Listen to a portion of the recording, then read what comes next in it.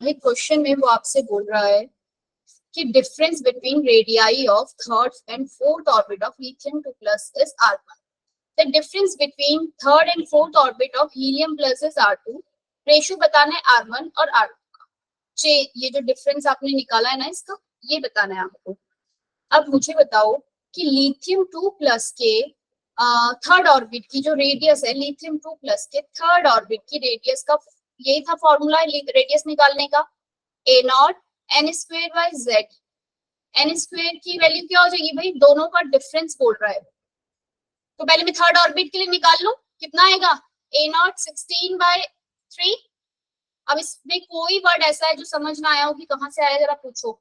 नाजो, तमन्ना, आ गया मैम समझ. आ गया. ऐसा कोई है जो 16 कहां से आया ना पता हो, 3 कहां से आया नहीं पता हो. 3 जेड से आया है, लिथियम का 3 होता है. एन स्क्वायर बोला है उसने, तो यानी कि कौन सा है भाई, ये फोर्थ. अरे भाई फोर्थ ऑर्बिट के लिए निकाला है, तो क्या आ जाएगी वैल्यू, फोर्थ ऑर्बिट के लिए एन की वैल्यू क्या हो जाएगी 4. 4 का स्क्वायर करा 16 आ गया. ऐसे ही रेडियस आपने निकाला किसके लिए भाई, थर्ड ऑर्बिट के लिए. थर्ड ऑर्बिट के लिए भी यही फॉर्मूला लगेगा, फॉर्मूला तो अलग नहीं होगा. ऑर्बिट के लिए ए नॉट, थर्ड ऑर्बिट के लिए 9/3. यस और नो. इन दोनों रेडियस का डिफरेंस बोला उसने. इन दोनों रेडियस का जो डिफरेंस है, सपोज अगर ये आर, ये अगर एक रेडियस है आपकी क्या, डेल्टा r1 है इनका डिफरेंस. अगर ये एक रेडियस है r और ये है आपकी स्मॉल लेटर का r, ये कैपिटल लेटर का r, स्मॉल लेटर का r, इन दोनों का जो डिफरेंस है r माइनस r, यानी कि डेल्टा r1. वो कह रहा है डेल्टा r1 कितना आएगा, तुम बताओ जरा कितना आएगा. ए नॉट 16 - 9 कितना होता है भाई, 16. ये 3 बाहर निकाल देती हूँ, 16 - 9 ऐसे कर सकती हूँ मैं. इन दोनों का डिफरेंस निकालने के लिए माइनस करना है मुझे एक दूसरे से इनको. हाँ या ना बच्चों, क्या मैं इन दोनों को माइनस कर सकती हूँ. 16 में से 9 माइनस के कितना आएगा भाई, ए नॉट 7/3. ए नॉट 7/3 आपका आ गया डेल्टा r1. ऐसे ही आप हीलियम के लिए क्या निकाल लोगे, हीलियम प्लस के लिए क्या निकालोगे, आर की वैल्यू निकालोगे क्या, डेल्टा. एक आपने r1 निकाला, कौन सा, इनका भी फोर्थ ऑर्बिट और थर्ड ऑर्बिट था. लेकिन एक बात क्या हुई भाई, z की वैल्यू जो है बच्चे हीलियम के लिए वो क्या हो गई है, 2. ए नॉट बाय जेड. जेड की जगह में क्या लिख देती हूँ यहाँ पे 2. ऊपर तो भाई सेम ही रहा 16 - 9, क्योंकि उसने मुझे यहाँ पे भी डिफरेंस किसका बोला था, फोर्थ और थर्ड ऑर्बिट का ही बोला था. बोलो रितेश, तमन्ना, पूछो बच्चे, सनिशा. उसने मुझे डिफरेंस तो किसका बोला था, थर्ड और फोर्थ ऑर्बिट का ही बोला था. जब मुझे डिफरेंस थर्ड और फोर्थ ऑर्बिट का बोला है, तो यहाँ पे 16 - 9 आएगा. फोर्थ वाले के लिए 4 का स्क्वायर क्या, थर्ड वाले के लिए 3 का. तो इसमें आंसर आ गया मेरा ए नॉट 7/2. यस. उसने मुझसे रेशियो पूछा है किसका, ये हो गया आपका डेल्टा r2, ठीक है ना, हीलियम वाले के लिए. उसने मुझसे क्या पूछा है, r1 और r2 का रेशियो बताओ. आप मुझे बताओ r1 क्या आया आपका 7a0/3, रेशियो 7a0/2 आया ना. r1 यही था हमारा डेल्टा r1, और डेल्टा r2 यही आया था. 7a0 से 7a0 कट गया, रेशियो कितना आ जाएगा, कितना आ जाएगा रेशियो, 2:3. ये वाला 2 ऊपर चला गया, ये वाला 3 इधर आ गया. बोलो भाई रेशियो कितना आ जाएगा आपका 2:3. क्लियर हो गई ये बात सबको भाई, कैसे करना है रेडियस वाले सम्स कैसे करने हैं.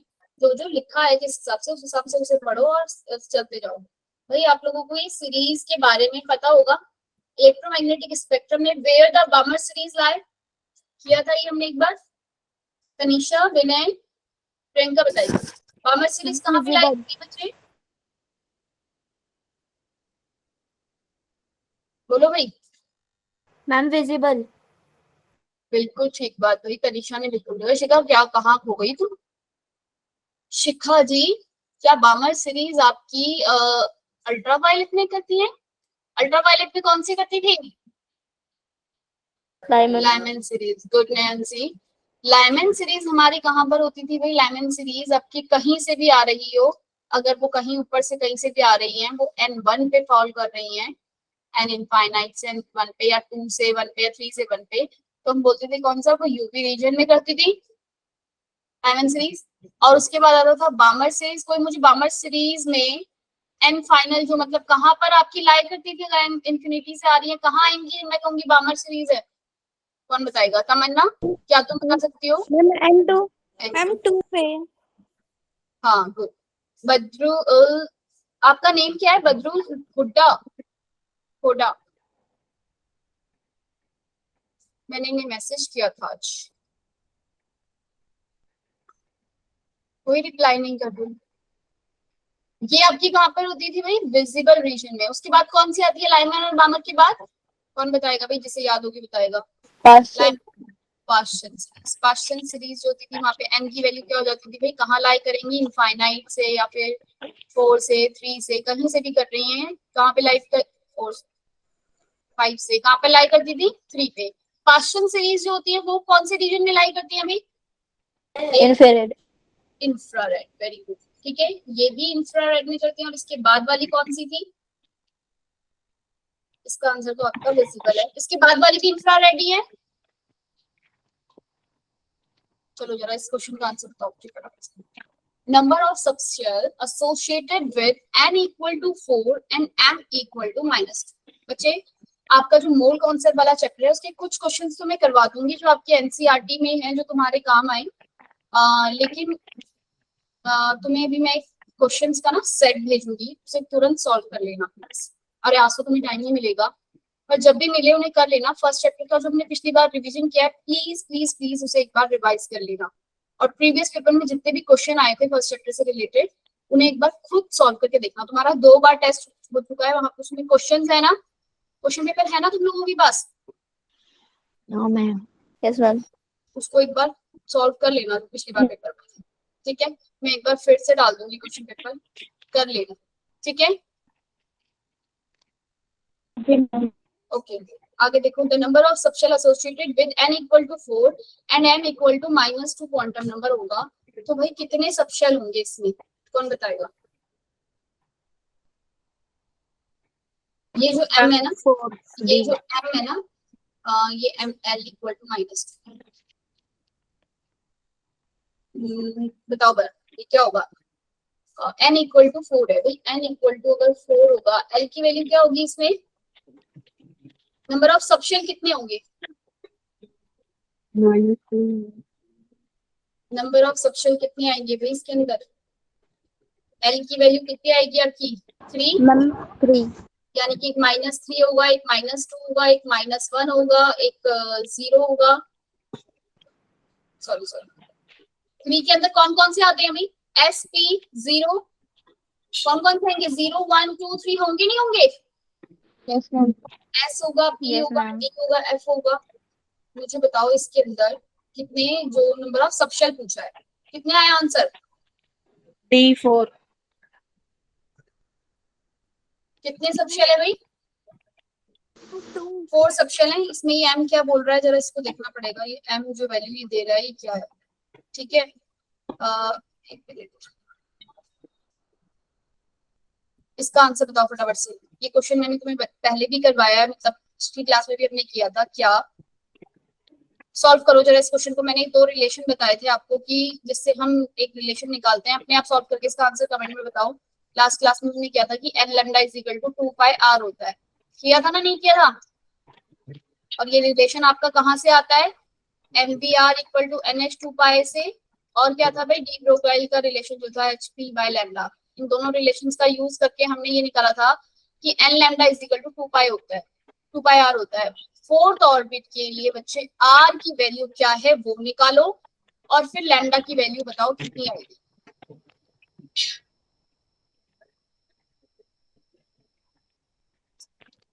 कर रहे हो खुद? माइक ऑफ करोगे? किसका ऑन है? कर रहे हो बच्चे या मैं ही करूं?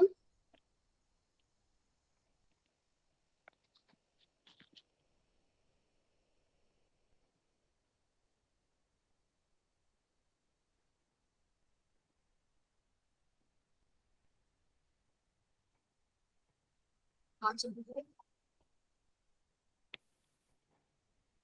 आदित्य तुमने अभी इसका आंसर बताया है क्या तुम लोगों ने इसका?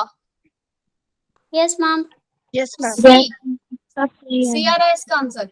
भाई मैंने नहीं किया, भूमिका जो बता देगी वही हो जाएगा। भूमिका क्या, भूमिका ने तो दो दो आंसर लिख दिए।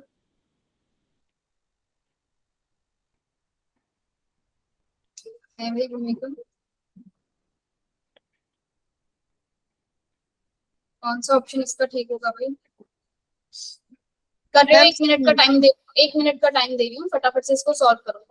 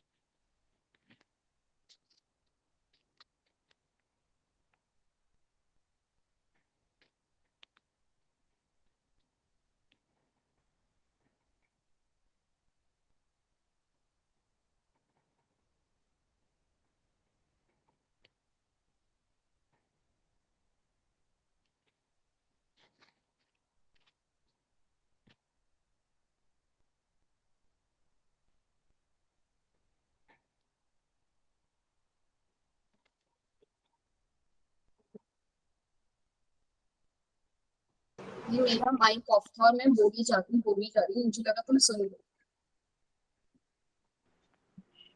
Ma'am D. टीएस वाले का ऑप्शन हमने कल लास्ट क्लास में भी किया था भाई। पहले तो हम रेडियस Yes, ma'am. निकालेंगे कि रेडियस मेरी फोर्थ ऑर्बिट की क्या है, और मेरे पास रेडियस का जो फॉर्मूला था वो क्या था भाई? रेडियस का formula r is equal to A not N square by Z. ठीक है, z1 ले लें तो आपके जो r एन स्क्वायर की वैल्यू कितनी, कौन सा ऑर्बिट बोला है उसने? Fourth orbit. फोर्थ ऑर्बिट के लिए आपके यहाँ पे 16 बाय जेड की वैल्यू 1 ले लेते हैं।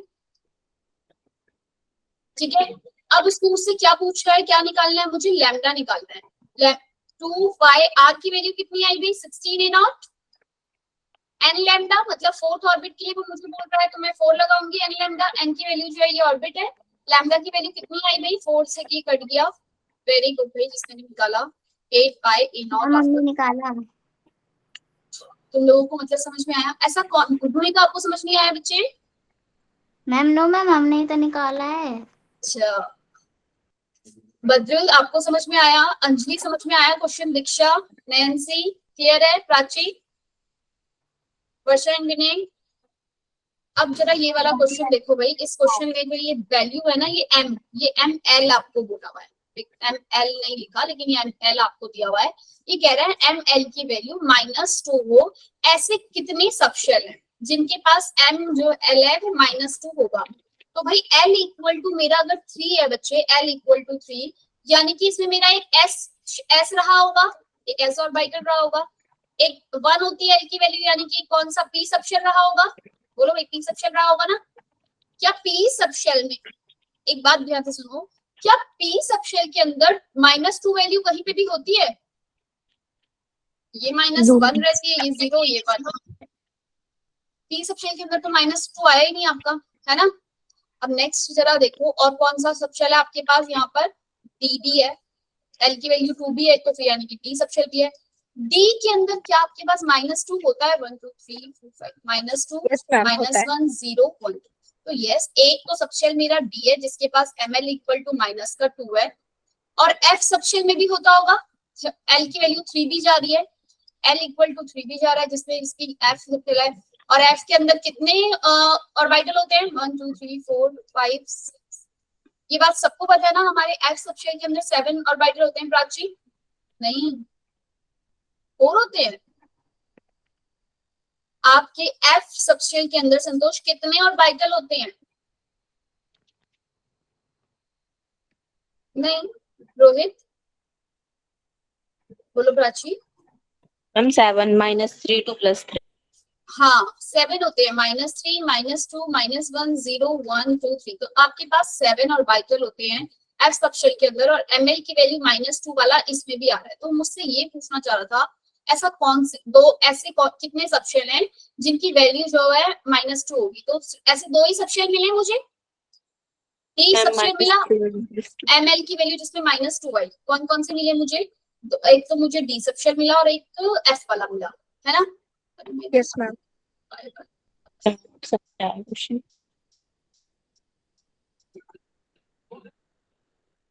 भूमिका अर्पिता तुम्हारी दोस्त है कि बन गई अब? चलो भाई, हम ऐसे फ्रेंड्स हैं, ये स्कूल वाला फ्रेंड्स। क्वेश्चन कल हमने थोड़ा जल्दीबाजी में किया था, तो तुम लोगों को ग्राफ समझ में आ गया है ना? जब आपके फॉर्मूला याद है, जब आप एक बार किसी से पूछ लो फॉर्मूला, कौन बताएगा? गौरव, गौरव सिंह और Priyanka. Priyanka, total number of note निकालने का फॉर्मूला क्या है? प्रियंका, टोटल नंबर ऑफ, गौरव बोलो, हाँ, total number of notes. Priyanka, अरे सो गई है लड़की, शिखा ने बता दिया। n-1 हाँ, n-1 is very good Najo, n-1 is for total number of nodes। अब वो मुझसे ना इसमें क्या बोल रहे हैं कि मुझे ना ये ग्राफ बताना है। हमने ग्राफ किया होगा साई स्क्वायर और आर का एक ग्राफ किया था। मैंने आपको 1s के लिए बताया था, ये ग्राफ ऐसे था कि कोई भी नंबर ऑफ नोड जो होते हैं 1s के अंदर नहीं होते हैं, n-1 कर दूंगी तो 0 आ जाएगा ना, एक भी नोड नहीं है। फिर हमने बनाया था psi square by 2s, R का ग्राफ किसके लिए? 2s के लिए। 2s के अंदर कितने नोड हैं? कौन बताएगा? सिया, तुम बता सकती हो 2s के अंदर टोटल नंबर ऑफ नोड्स कितने हैं? हाँ गौरव बोलो, जल्दी बोलो गौरव सिंह। मैम 1 वन नोड है। जो हमने जो ग्राफ था वो इस तरीके से बनाया था, ऐसे हो रहा था, फिर इंक्रीज, फिर इस तरीके से कांस्टेंट। तो ये 0 प्रोबेबिलिटी, जहां पे भी ये एक नोड मेरा आ जाता है 2s के लिए। अब मैं ये जो तुम्हारा साई स्क्वायर लिखा है ना, वो इसको इलेक्ट्रॉन डेंसिटी के नाम से 4 पाई r स्क्वायर बाय r भी लिख सकते हैं, ठीक है? इसको इस तरीके से भी को लिख सकते हैं। हाँ बोलो गौरव, अरे बोलो। बट एस सबशेल की शेप तो स्फेरिकल होती है, तो उसमें नोड कैसे होएगा? उसमें नोड, एक रेडियल नोड आता है ना, हमने पढ़ा है ना। एस तो आपके एंगुलर नोड होता है। एस कौन सा? एस जो, सॉरी, एस एल जो वैल्यू बताता है वो क्या बताता है आपको? Angular node. तो एंगुलर नोड तो इसमें हमारा क्या रहता है? 0। 2s के लिए जो आपकी मैंने शेप बनाकर दिखाई थी बच्चे, अगर याद हो तो, हमने बनाया था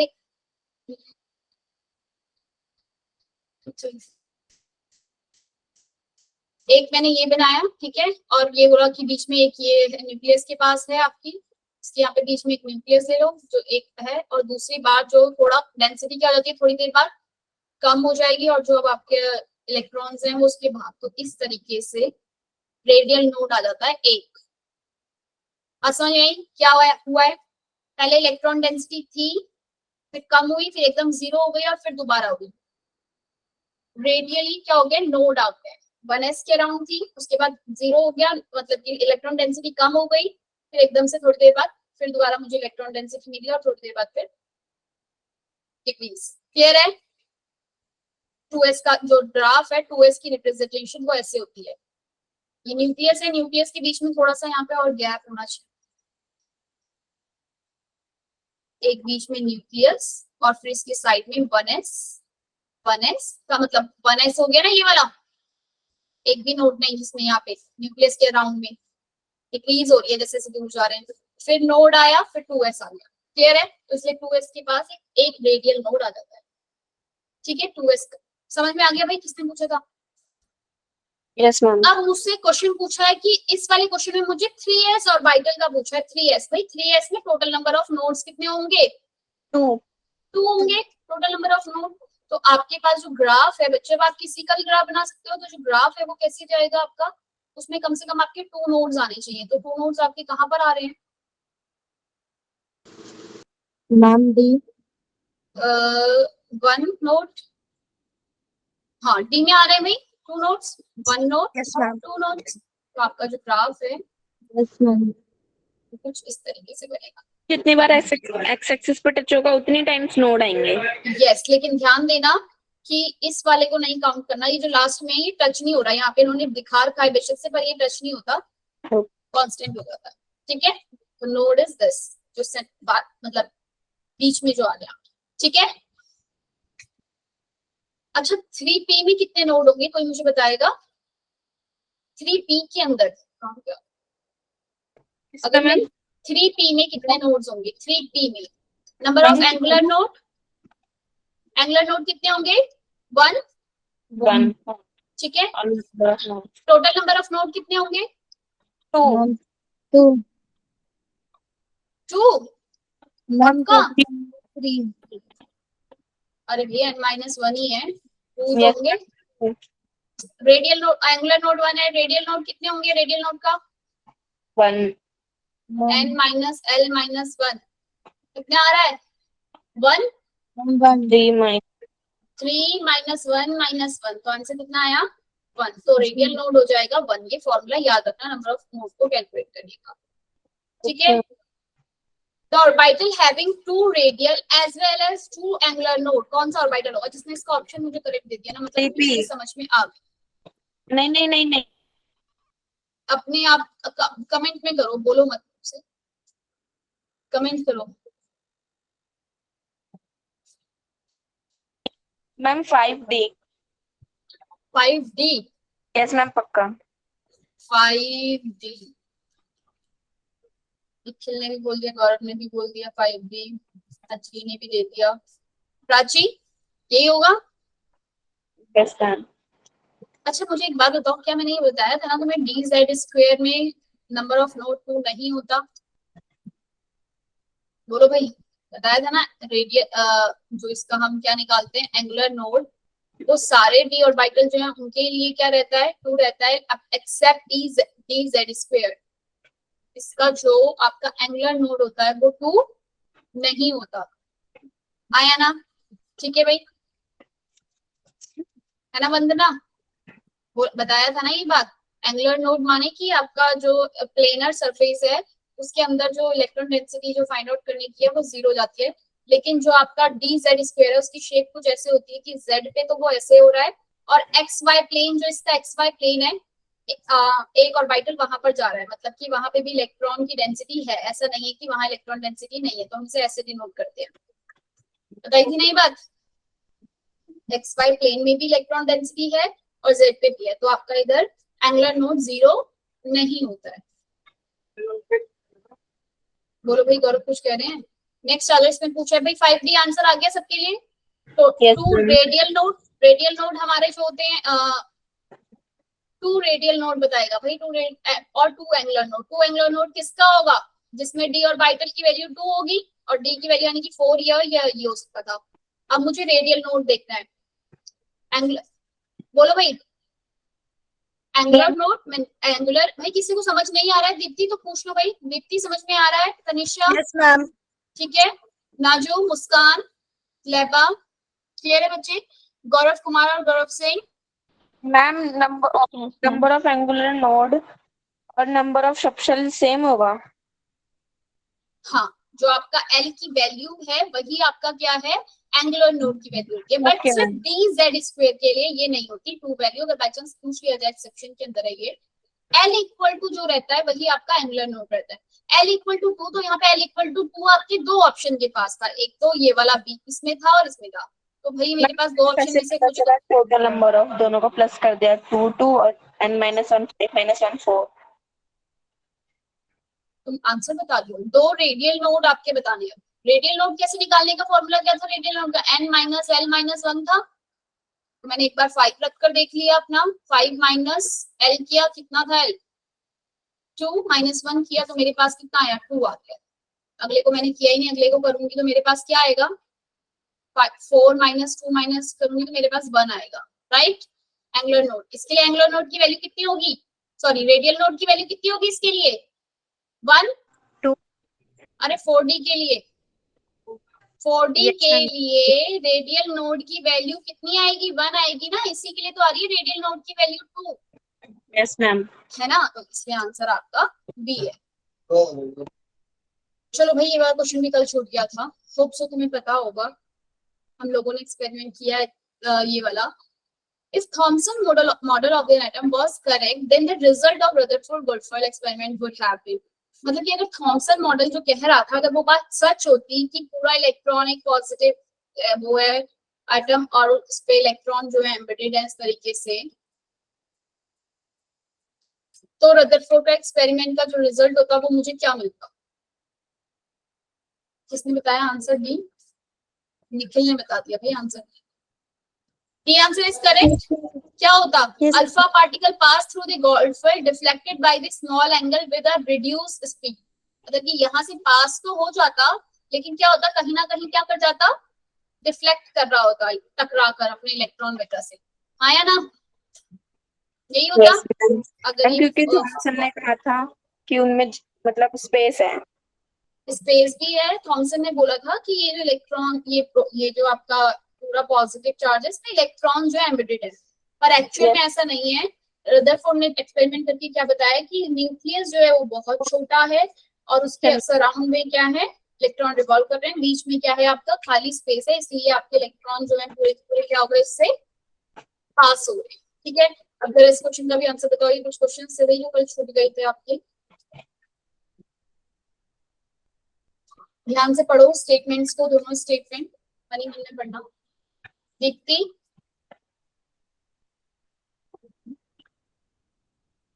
दीक्षा क्या कह रही है पहली स्टेटमेंट?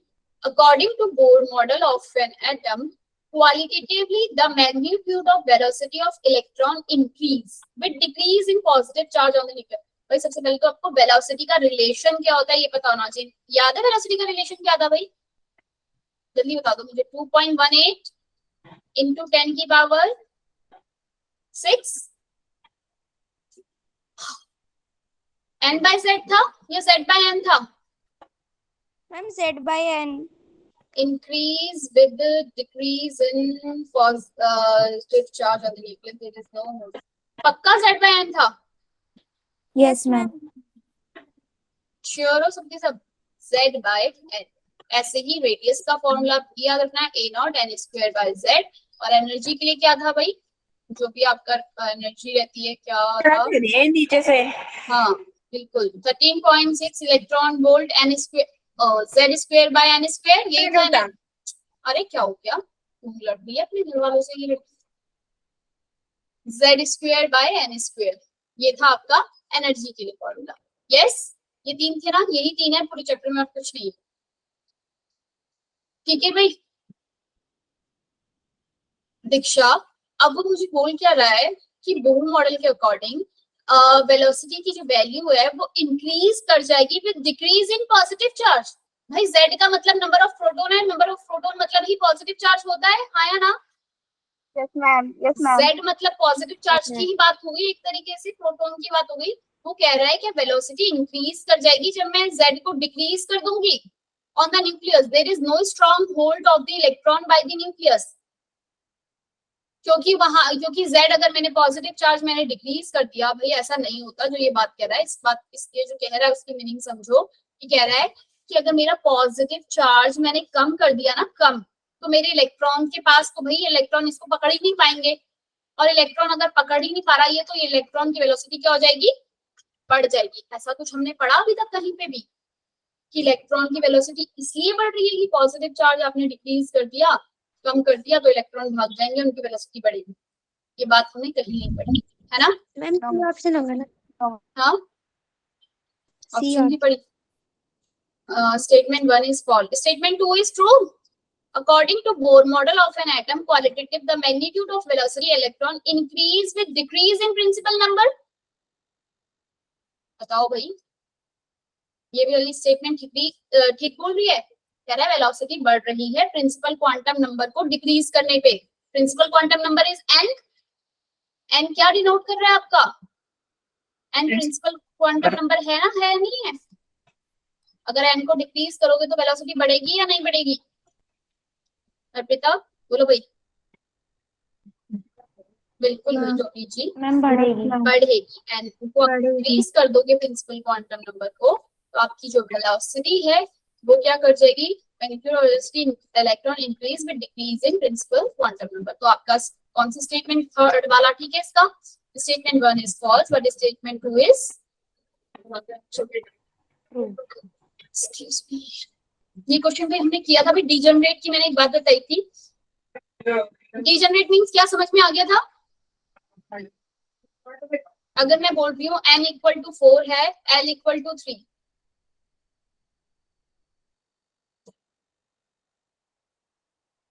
डीजनरेट ऑर्बिटल बताने हैं इसके अंदर आपको। l इक्वल टू 3 के अंदर डीजनरेट ऑर्बिटल कौन से रहेंगे? ये सारे के सारे डीजनरेट रहेंगे, माइनस का 3, माइनस का 2, माइनस का 1, 0, 1, 2, 3, हाँ या ना? ये सारे के सारे क्या हो गए आपके? डीजनरेट, सेम एनर्जी के। याद रखना n और l की वैल्यू जहां सेम है, जिन दो के अंदर n और l सेम आ जाएंगे वो क्या हो जाएंगे आपके? डीजनरेट। तो n और l कहाँ सेम थे? सिर्फ बी वाले ऑप्शन। क्लियर है भाई? किसी को ये है जिसे नहीं समझ में आया हो? डीजनरेट मतलब सेम एनर्जी होगा।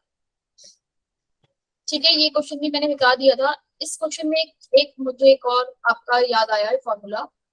ये वाला फॉर्मूला सबको याद है ना? H nu is equal to H nu not plus kinetic energy. अगर मुझसे उसने एच न्यू नॉट दे दिया, काइनेटिक एनर्जी दे दी, कितनी फ्रीक्वेंसी का उसने वेवलेंथ डाली है, मतलब वेव जो है कितनी फ्रीक्वेंसी की डाली है, निकाल लोगे हाँ या ना? या कितनी एनर्जी की डाली है, निकल जाएगी ना? या फिर अगर उसने मुझसे पूछ लिया ये जैसे वर्क फंक्शन बताओ, इसको ऐसे इससे डिनोट करते हैं वर्क फंक्शन को, या फिर उसने मुझसे वेलोसिटी पूछ ली, एच न्यू भी दे दिया, एच न्यू नॉट भी दे दिया, तो पहले आप काइनेटिक एनर्जी कैलकुलेट कर लोगे। काइनेटिक एनर्जी से 1/2 mv² का फॉर्मूला लगा के वेलोसिटी कैलकुलेट हो जाएगी। बोलो भाई, है ना? Yes ma'am. ठीक है, अब एक क्वेश्चन, इस क्वेश्चन को करेंगे अभी। जरा मुझे ये बताओ कि अगर काइनेटिक एनर्जी एंड उसका रिलेशन निकालना है आपको, काइनेटिक एनर्जी और लैम्डा का। लैम्डा इज इक्वल टू में एचपी होता है, हाँ या ना? ये हमने किया है। बोलो भाई, क्या मैं इस एचपी को एचएमवी लिख सकती हूँ? Yes ma'am. मैम है ना? Momentum means MV. अब मुझे बताओ, काइनेटिक एनर्जी का आपको फॉर्मूला पता है 1/2 mv²। क्या आप mv इक्वल टू में दोनों तरफ इसको m, इससे m से क्या कर दो, यहाँ डिवाइड कर दो और इधर मल्टीप्लाई कर दिया m से।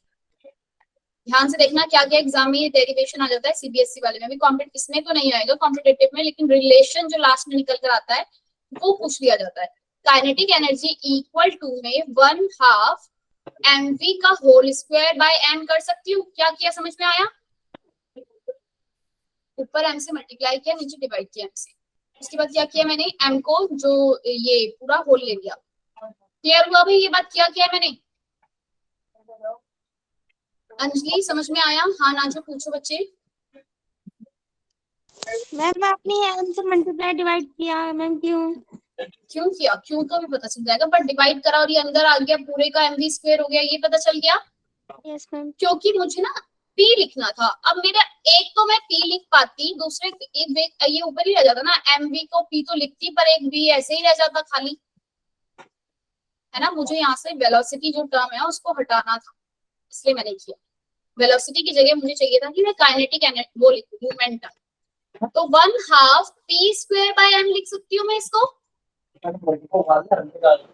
बोलो भाई, 1/2 p² बाय m लिख सकती हूँ, हाँ या ना? Yes ma'am. mv को मैंने p लिख दिया। क्या मेरा p इज इक्वल टू में √2m काइनेटिक एनर्जी हो जाएगा? हाँ, yes.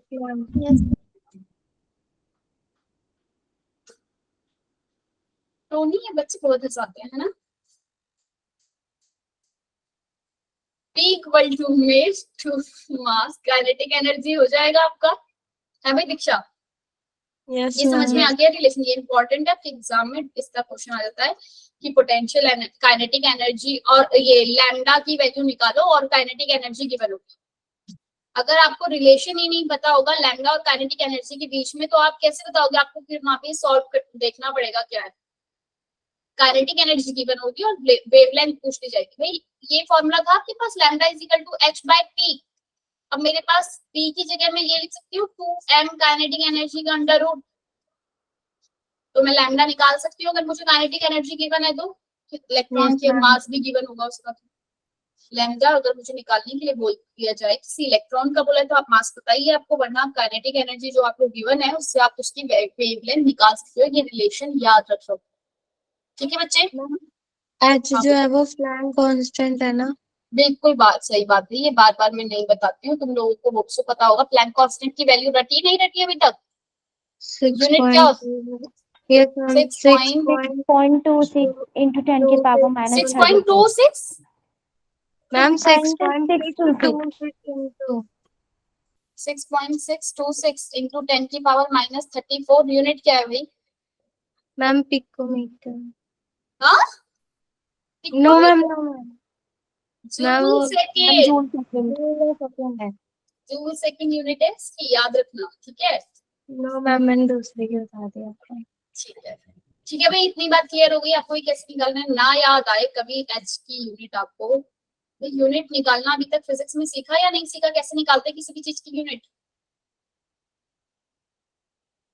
E is equal to H नहीं होता है, एनर्जी की यूनिट जूल है, और एच की यूनिट आपको निकालनी है। न्यू की यूनिट क्या है आपकी? पर सेकंड होती है। फ्रीक्वेंसी की यूनिट भाई, फ्रीक्वेंसी की यूनिट याद Yes, हुई नहीं? ma'am. पर सेकंड होती है आपकी फ्रीक्वेंसी की यूनिट। ये यहाँ से यहाँ चला जाएगा डिवाइड में, तो एच की जो यूनिट है वो क्या हो जाएगी? ये सेकंड जो है पर सेकंड आपका डिवाइड में चला गया, ओके पूरा का पूरा। पर सेकंड है तो पर सेकंड को ऊपर लिख दूंगी, जूल सेकंड लिख सकती हूँ इसे मैं, ठीक है? यूनिट निकालना आप सीखोगे फिजिक्स के अंदर, और आना भी चाहिए आपको, ताकि आप किसी की यूनिट पूछी तो उसके फॉर्मूले से आप उसकी यूनिट को ड्राइव करो। रिलेशन याद रखना काइनेटिक एनर्जी और लैम्डा का। इस क्वेश्चन को एक बार दोबारा करोगे अपने आप?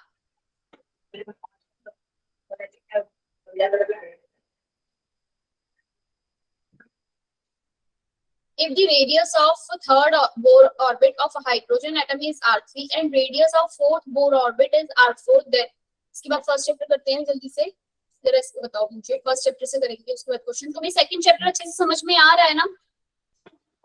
तीन ही फॉर्मूले हैं, वैल्यूज मिल जाएगी, उनको पुट करना है, और जो कंपैरिजन के क्वेश्चंस हैं वो हमने कर ही लिए, जो इनमें से ही कोई ना कोई क्वेश्चन आएंगे आपके एग्जाम में, ध्यान देना, ठीक है? कॉम्पिटिटिव के अंदर। Okay ma'am. If the radius of third orbit of hydrogen atom is r3, वो कह रहा है कि जो थर्ड ऑर्बिट की रेडियस है a नॉट, वो कितनी है आपकी? r3 है। a नॉट m स्क्वायर मतलब कि 9 बाय z की वैल्यू 1 हो जाएगी। a नॉट की वैल्यू क्या आ गई भाई आपकी? 9 bye r3 bye 9 a not, यही आ गई वैल्यू आपकी r3 बाय 9 a नॉट की वैल्यू, आया ना? अब फोर्थ ऑर्बिट की बतानी है क्या रेडियस होगी। फोर्थ ऑर्बिट के लिए भाई क्या लिखोगे? r4 equal to what? a not by 4 4 16 by z की वैल्यू 1। a नॉट की वैल्यू आपको पता है क्या है, वही पुट करोगे, r3 बाय 9, 16 बाय 9 आ जाएगी, हाँ या ना? बात समझ में आई कैसे? क्या कोई है जिसे ना समझ में आओगे? हैंड रेज करो भाई, हैंड रेज करो जिसे समझ में नहीं आया। नाजो क्लियर है बच्चे? प्राची, वंदना, आदित्य क्लियर है? विनय, आदित्य, प्राची,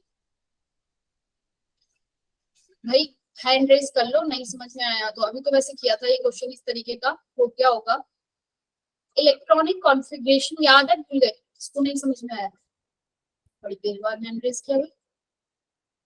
इलेक्ट्रॉनिक कॉन्फ़िगरेशन याद है सबकी? कैसी करनी है? बस एक ही चीज याद रखनी है, तो ये प्रोटोटाइप वाले की बात बारे में याद रखना है, और दूसरी बात क्या याद रखनी है कि इनको फिल करना है n+l के रूल के हिसाब से। 1s 2s 3s डब्बे में 2p 3s 3p 4s 3d। ठीक है, एक क्वेश्चन और था इससे रिलेटेड, पर अभी वो मेरे पास नहीं है।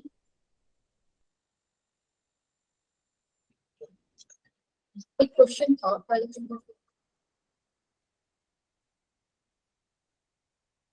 ये वाला, इसको करते हैं उसके बाद फर्स्ट चैप्टर स्टार्ट, ये लास्ट। कल भी किया था बट शायद फिर हमने इसको छोड़ दिया था कि लैम्डा की वैल्यू जो है, आंसर मुझे याद ही नहीं मैंने क्या बताया था। क्योंकि लेट हो रही थी और पीछे बहुत सारे क्वेश्चन थे तो मुझे लगा कर लोगे आगे तुम, पर आज टाइम है तो कर लेते हैं। The shortest wavelength of hydrogen atom in Lyman series is lambda, the longest wavelength और Balmer series of helium plus. आपको बताना एक चीज हमने बोली थी भाई, शॉर्टेस्ट वेवलेंथ माने क्या होता है? कोई हैंड रेज कर रहे हो क्या तुम से? कोई Anjali, Anjali Chaurasia,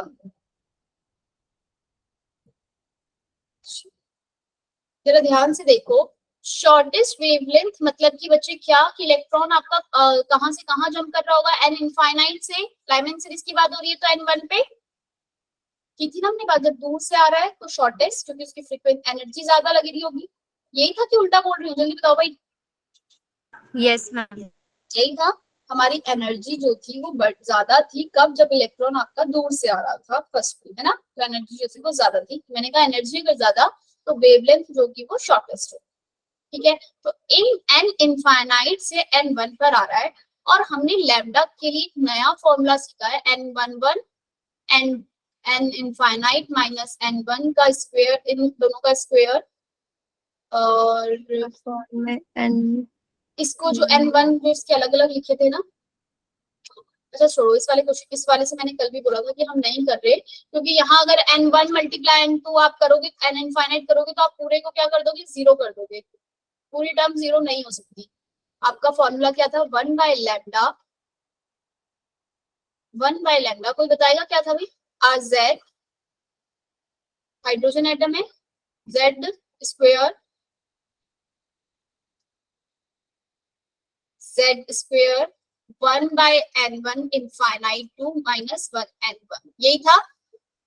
yes ma'am, square भी होगा।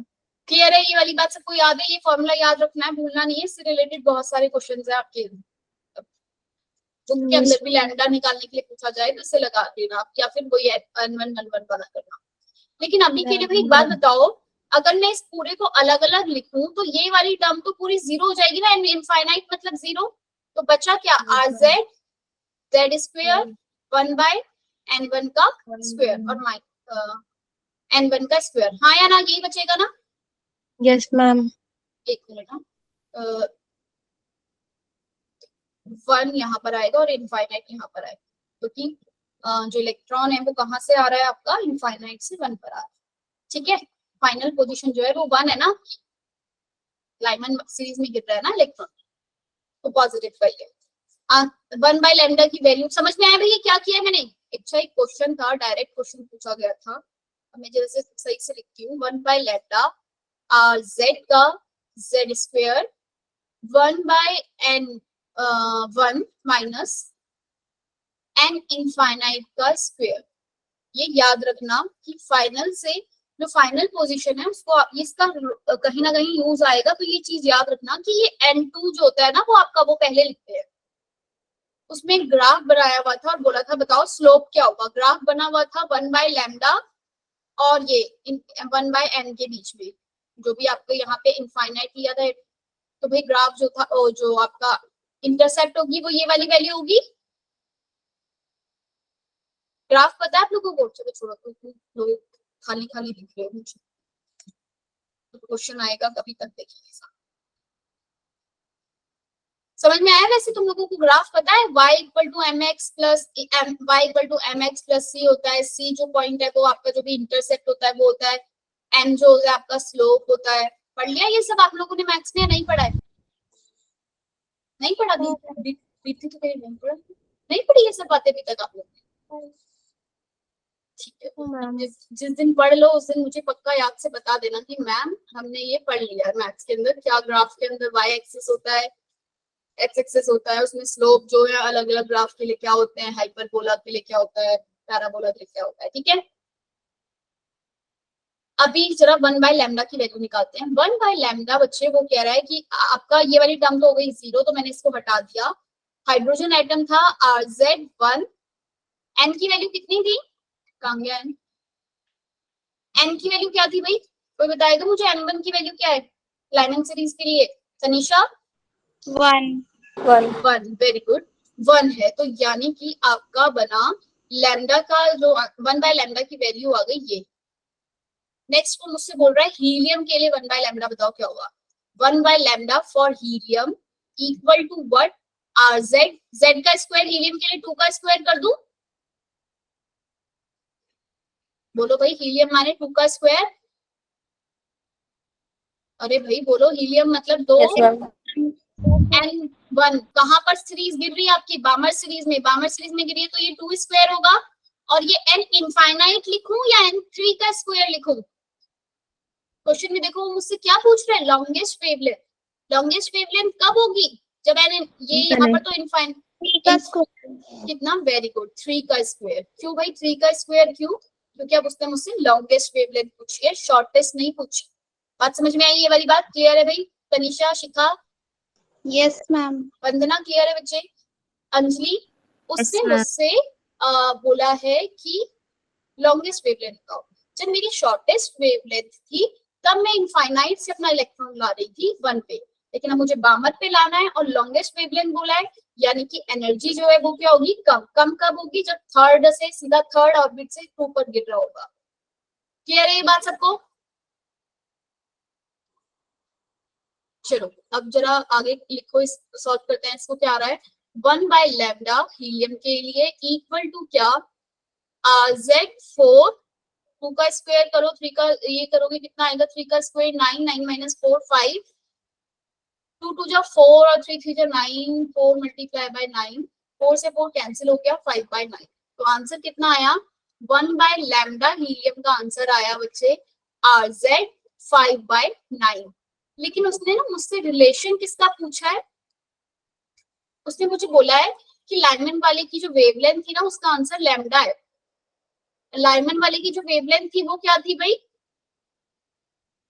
1 बाय RZ था। लाइनमैन वाले के लिए जो लैम्डा की वैल्यू थी, ये वाली वैल्यू जो थी RZ, वो क्या थी बच्चे?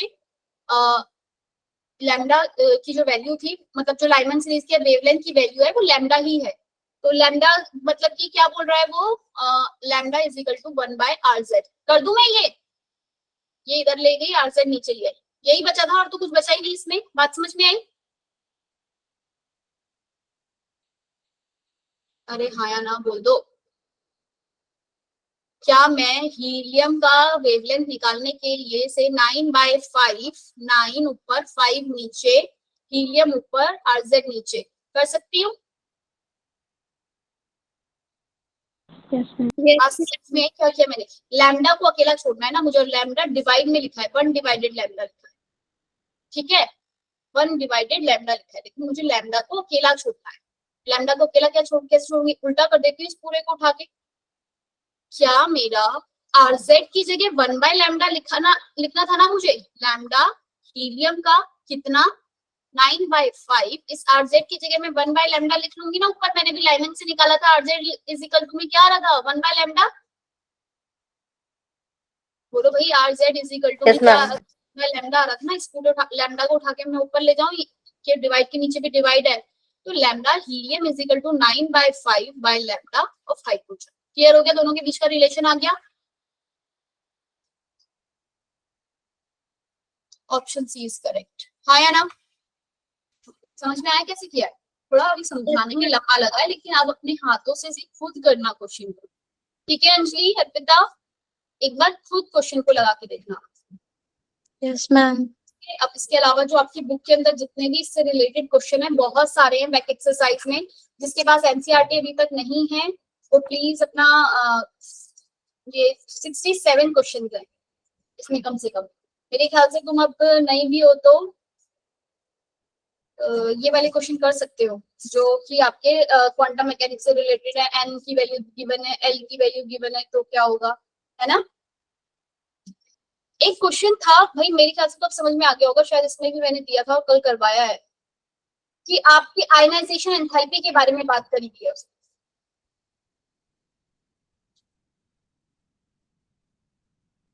नहीं दिख रहा इसमें मुझे।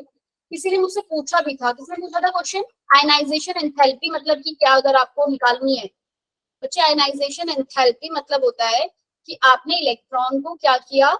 अगर उसने मुझे ग्राउंड स्टेट से पूछी है फर्स्ट, यानी कि n इक्वल टू 1 से उसने मुझे पूछी है क्या, n equal to 1 ground state से अगर उसने मुझे पूछी है कि आयनाइजेशन एंथैल्पी बताओगी क्या होगी, तो यानी कि इलेक्ट्रॉन को कहाँ भेज दिया है उसने, N2 जो होगा वो क्या हो जाएगा, इनफाइनाइट। बात समझ में आई? आयनाइजेशन एंथैल्पी कैसे निकालोगी, सारी चीजें सेम, -13.6 इज सेम, बस ध्यान रखना जो N2 की वैल्यू ना, N2 वो क्या हो जाएगा आपका, इनफाइनाइट। कहाँ से, N1 ग्राउंड स्टेट से। क्लियर है? आयनाइजेशन एंथैल्पी यहाँ पे Z भी आएगा, अगर हाइड्रोजन की पूछी है तो हाइड्रोजन, हीलियम की पूछी है तो उसके लिए, लिथियम की पूछी है तो इसके लिए। क्लियर है ये बात? कैसे होगा? क्या बच्चे? इन्फिनिट कैसे हो जाएगा? बच्चे वो ना इलेक्ट्रॉन को क्या, आयनाइजेशन एंथैल्पी माने होता क्या है कि आपने इलेक्ट्रॉन जो है ना को रिमूव किया, इलेक्ट्रॉन को रिमूव करना from its ground state to, मतलब बाहर भेज दिया, यानी कि N जो मेटल है इसमें से आपने एक इलेक्ट्रॉन हटा दिया, ये N+ बन गया और एक इलेक्ट्रॉन बाहर निकल गया। सेकंड ऑर्बिट में नहीं गया, थर्ड में नहीं गया, फोर्थ में नहीं गया, फिफ्थ में नहीं गया, इनफाइनाइट मतलब बाहर चला गया पूरे इलेक्ट्रॉन से। ठीक है, removal of electron from an isolated gaseous atom. अभी हम ये पढ़ेंगे आयनाइजेशन एंथैल्पी क्या होता है थर्ड चैप्टर में, बट इस चैप्टर में क्वेश्चन है कि आयनाइजेशन एंथैल्पी बताओ हाइड्रोजन एटम की क्या होगी। N1 की वैल्यू जो है आपको फ्रॉम ग्राउंड स्टेट, तो N1 फॉर ग्राउंड स्टेट, ये बात सबको पता है। अगर लिखा है थर्ड ऑर्बिट तो यानी कि N1 जो है वो थर्ड वाला हो जाएगा, स्क्वायर और लगा लेगा। बात समझ में आई? अगर बोला है फ्रॉम थर्ड ऑर्बिट से उसको बाहर करा उसने तो N1 जो है वो थर्ड हो जाएगा, फिफ्थ ऑर्बिट से किया तो N1 जो है वो फिफ्थ हो जाएगा। क्लियर हुई ये बात? Yes ma'am. ठीक है। और आयनाइजेशन एंथैल्पी होता है किसी इलेक्ट्रॉन्स को, जैसे कि हाइड्रोजन इलेक्ट्रॉन है, इसको यहाँ से हटा के H एक इलेक्ट्रॉन रिमूव करा। अब ये जो इलेक्ट्रॉन रिमूव करा है ना, ये सेकंड ऑर्बिट थर्ड ऑर्बिट कहीं नहीं गया, ये गया पूरा बाहर निकल गया। तो इसलिए जो N2 होता है, अगर कहीं पे आयनाइजेशन एंथैल्पी पूछ लिया जाए, इस बात का मतलब है कि उसमें N2 की वैल्यू जो है वो क्या है, इनफाइनाइट। N1 की वैल्यू आपको N1 लिखनी होगी फॉर ग्राउंड स्टेट, जब उसने बोला है कि ग्राउंड स्टेट से रिमूव किया है, और N1 की वैल्यू 2 या N1 की वैल्यू लिखनी होगी, और अगर 2, 3, 4 उसने गिवन दिया है तो आपको उस हिसाब से, ठीक है। कभी कभी गिवन भी हो सकती है आपको, आया ना? ये एनसीईआरटी का आपके पास, ठीक है। अब थोड़ा सा मोलैरिटी और मोलैलिटी पे बात कर लेते हैं। जिन बच्चों को नहीं पता कि भाई मोलैरिटी क्या होता है, मोलैलिटी क्या होता है, कौन बताएगा मुझे? निखिल, मोलैरिटी का फॉर्मूला बता सकते हो क्या था? अर्पिता बोलो, Priyanka, Shikha. Ma'am number of moles in 1 liter of solution। Good. Jahanshu कहाँ रह गए थे भाई? कहाँ था जहांशु कब से? Number of mole per unit volume is called Vandana molarity. बोलो भाई वंदना, मोलैरिटी का फॉर्मूला यही था, नंबर ऑफ मोल है आपके पास और वॉल्यूम दे दिया। भाई अगर मुझे मोलैरिटी निकालने को बोल दिया जाए, एक क्वेश्चन है बुक के अंदर, calculate molarity of ethanol in water. भाई मैं पिछली क्लास में रिवीजन क्लास जो करवाई थी उसका वो नहीं बता रही हूँ, जो हमने किया है कि मैं बहुत बार बता चुकी हूँ 1 मोल क्या होता है, और 1 ग्राम मतलब क्या हुआ, 1 मॉलिक्यूलर मास मतलब क्या हुआ, 1 मोलर मास मतलब क्या हुआ। हो चुकी है ना ये बातें? भूले तो नहीं हो भाई? याद है ना प्रियंका ये सब? मैं अभी सिर्फ मोलैरिटी, मोलैलिटी और थोड़ा सा स्टेशियोमेट्री जो पार्ट हमने किया था, एक जो क्वेश्चन मुझे बहुत टाइम से तुम्हें करवाने थे एनसीईआरटी की जो पिछले लास्ट के 3 है वो करवा रही हूँ। मेरे ख्याल से तुम लिमिटिंग रिएजेंट वगैरह ये सब हम क्लास में करते जा रहे हैं बार बार, है ना? अब तक समझ में आ गए हो, तो इसलिए वो पार्ट नहीं करवा रही हूँ। जो ये इम्पोर्टेंट पार्ट है जो जिससे तुम्हारा मोलैरिटी और मोलैलिटी बहुत अच्छे से हो जाए, जरा ध्यान से सुनो। Calculate molarity of ethanol in water in which mole fraction of ethanol is mole fraction of ethanol 0.40, और इसने लिखा है मोल फ्रैक्शन गिवन है, इसने बोला है अज्यूम कर लो कि जो डेंसिटी है वाटर की वो 1 होती है, मोलैरिटी आपको निकालनी है। कोई निकाल सकता है? कोई है बच्चा जिसे पता हो कि मोल फ्रैक्शन अगर आपको गिवन हो तो आप कैसे निकालते हो? कर सकता है कोई भी? मोलैरिटी से मोल फ्रैक्शन मींस क्या होता है? कोई जरा मुझे कमेंट में लिख के बताओगे?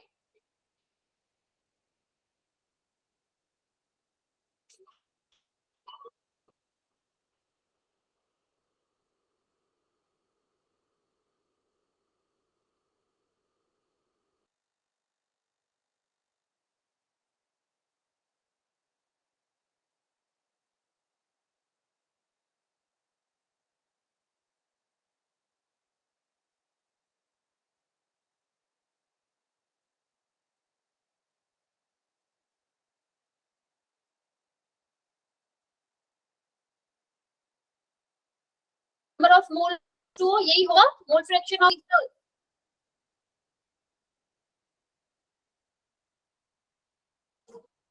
तुम लोगों को दिख रही है ना मेरी स्क्रीन? अमरीश पिछली बार भाई टेस्ट में स्कोर, अमरीश ज्वाइन हो गए? अमरीश, अमरीश जी पिछली बार टेस्ट में स्कोर बहुत गंदा आया हुआ है आपका, इस बार अच्छा करना है। तुम रिवीजन क्लास में कोई लेट आ रहे हो, रिकॉर्डिंग देखना और इसे जो क्वेश्चन है वो लगा लेना, ठीक है बच्चे? भाई 2.31 मोल क्या निकाला है जहांशु? ये इतना सारा क्या लिख दिया भाई? भाई जहांशु रोको इसको, क्या हो गया कमेंट में?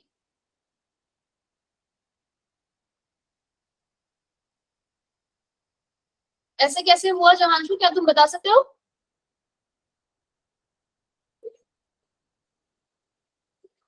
ऐसे नहीं करना होता भाई, डिस्टर्ब होती है इससे क्लास। मोल फ्रैक्शन इथेनॉल का बताना है।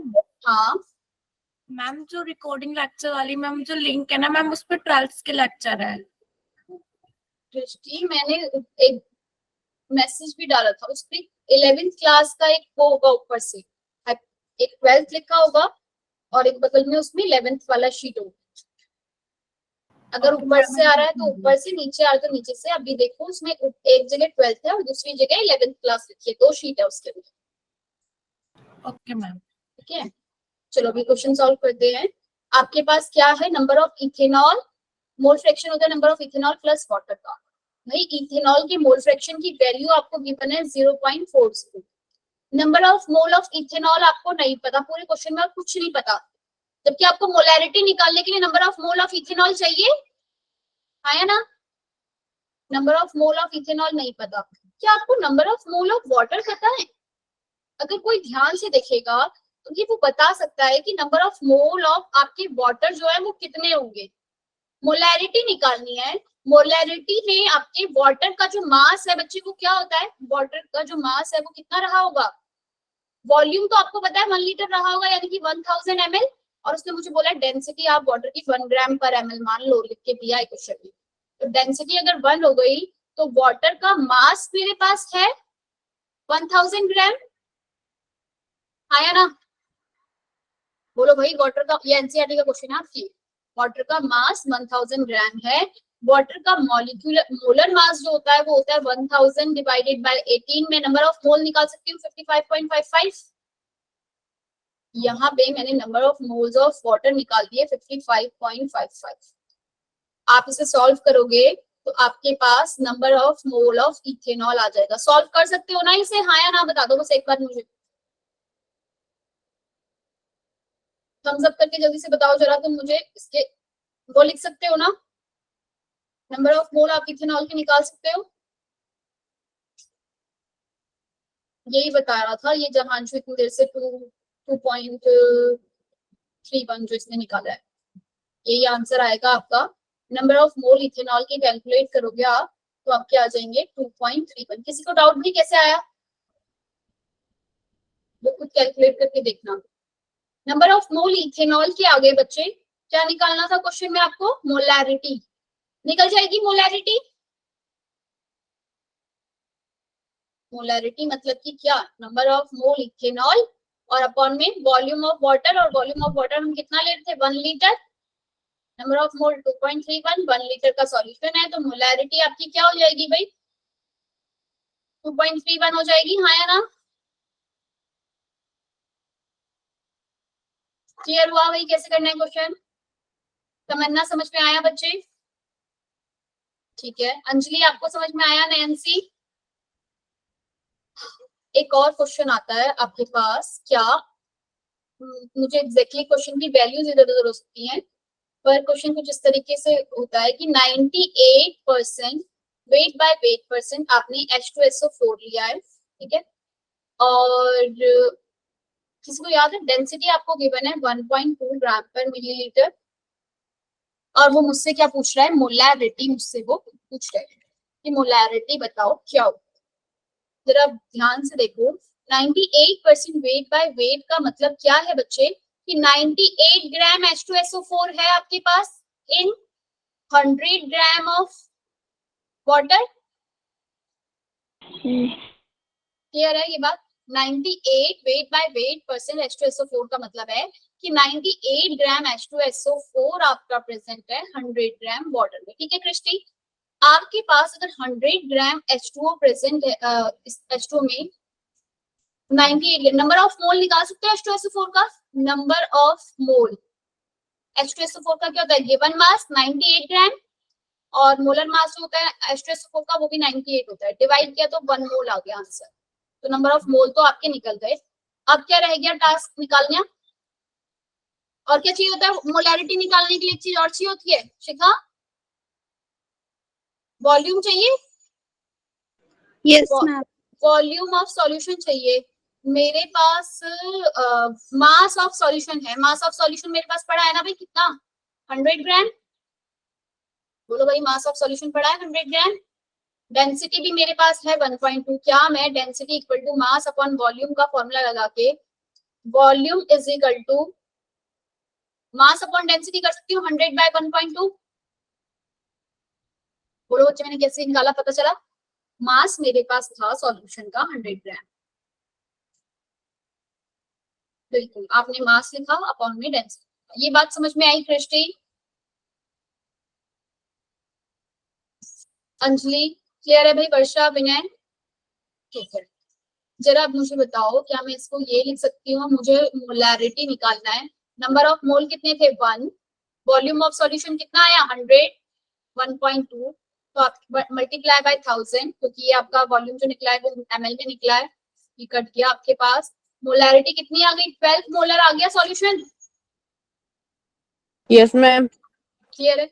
अब इसी क्वेश्चन में अगर मुझसे मोलैरिटी पूछ लिया जाता तो, ध्यान देना, इसी क्वेश्चन में या फिर कोई दूसरा क्वेश्चन भी होता, इसी क्वेश्चन में ना मोलैरिटी अगर पूछ लिया जाता तो कैसे करते हैं क्वेश्चन को भाई, या फिर कभी कभी क्वेश्चन आता है मोलैरिटी गिवन होता है, डेंसिटी गिवन होती है और मोलैरिटी पूछ लिया जाता है। ध्यान देना क्या कहा मैंने, मोलैरिटी गिवन होती है और मोलैरिटी का जो डिनोट करते हैं वो स्मॉल लेटर के एम से करते हैं। अगर क्वेश्चन में बाय चांस ये सब ना देखे, ऊपर वाला दिया होता तो उधर से करते, वरना अगर ऐसे दिया होता कि 12 मोलर H2SO4 का सॉल्यूशन है, डेंसिटी आपकी 1.2 है, फाइंड मोलैरिटी, तब कैसे भाई? 12 मोलर का अगर मेरे पास H2SO4 का सॉल्यूशन दिया है, यानी कि मुझे पता है कि वॉल्यूम कितना है 1000 ग्राम पर मिलीलीटर, वॉल्यूम कितना है 1000 ग्राम मिलीलीटर है, ml है। मुझे चाहिए मास ऑफ सॉल्वेंट। मोलैलिटी का फॉर्मूला बता दो मुझे क्या होता है, कोई एक जना, जहांशु मोलैलिटी का फॉर्मूला बताओ फटाफट से, बिना चीटिंग करे। जहांशु बहुत चीटिंग करता है मुझे पता चलता है, टेस्ट में तो इसने भी, वाइवा में तो इसने बिल्कुल अच्छा स्कोर नहीं किया, और देखो आंसर फटाफट से चीटिंग मार के कमेंट में पूछ देता है। जहांशु ऐसे करते हो? सीरियस ले लो भाई पढ़ाई को, ऐसे मजाक मत बनाओ, नहीं तो फिर, है ना भाई? तनिषा, सिया, हाँ जहांशु, मैंने तुम्हारा रिजल्ट देखा वाइवा का, मैंने सोचा जहांशु कहाँ जा, क्या नंबर आए होंगे, जरा देखूं क्या जवाब दिया है इसमें स्कोर पे 0 डला हुआ है, कुछ आंसर नहीं कर पाए तुम।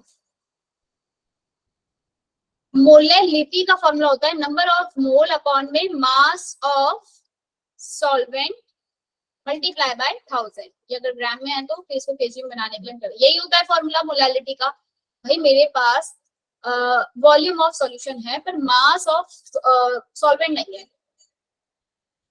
ध्यान से मेरी बात पे गौर करो, क्या मेरे पास अगर मास ऑफ मेरे पास अगर mass of volume of solution है तो मैं मास ऑफ सॉल्यूशन निकाल सकती हूँ। मेरे पास वॉल्यूम, ध्यान से सुनना, इस बात को धीरे समझा लेती हूँ, थोड़ा चीजें भूल जाते हैं।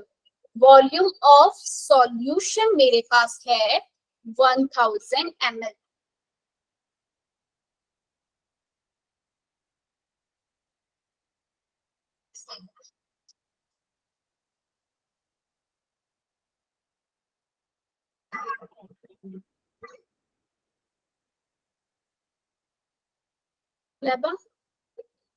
क्या भेजती हुई, चलो ठीक है।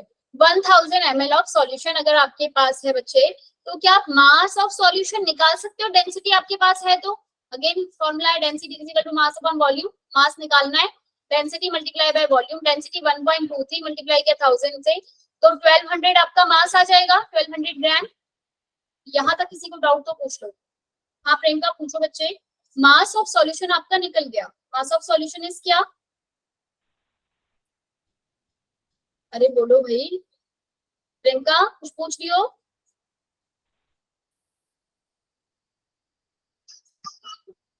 प्रियंका आवाज नहीं आई।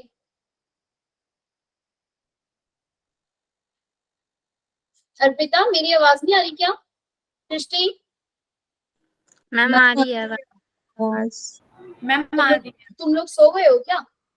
नो ये इतना मैम। समझ में आ गया ना आपका? मास ऑफ सॉल्यूशन, चाय पी रहे हो? अच्छा अभी चुप्पी, मुंह चिपक गई चाय पी के। जरा फटाफट से करते हैं, टाइम होने वाला है। इधर देखो, आपके क्वेश्चन में mass of solution density multiply volume, लेकिन मुझे मास ऑफ सॉल्यूशन नहीं चाहिए।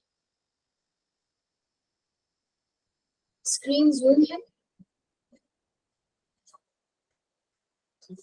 अभी, ठीक है। मुझे क्या चाहिए क्वेश्चन में? मास ऑफ सॉल्वेंट चाहिए। मास ऑफ सॉल्वेंट मेरे पास निकलेगा कैसे? मास ऑफ सॉल्यूशन में से अगर मैं मास ऑफ सॉल्यूट को, मास ऑफ सॉल्यूट जो है, मास सॉल्यूट का जो कोई भी मास है, अगर मैं उसे माइनस कर दूंगी तब मेरे पास मास ऑफ सॉल्वेंट आ जाएगा ना? Yes, ma'am. Mass of solution 1200 है। मास ऑफ सॉल्यूट कितना है? आपको नंबर ऑफ मोल जो थे उसके पता थे ना? 12 मोलर आपका जब आया था आंसर इसका H2SO4 का, तो इस बात का मतलब है कि 12 मोल हैं आपके H2SO4 के। आया ना?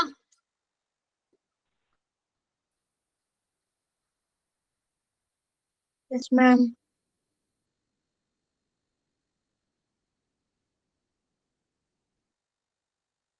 मैम जूम कर लो। जूम करूं? मैम मैम हाँ मैम हमारे जो क्वेश्चंस आते हैं मैम, वो सारे 1-1 मार्क्स के होते हैं या फिर उनपे भी पर्टिकुलर 4 मार्क्स का। 4 चलो मार्क्स चलो, का 1 क्वेश्चन होता है?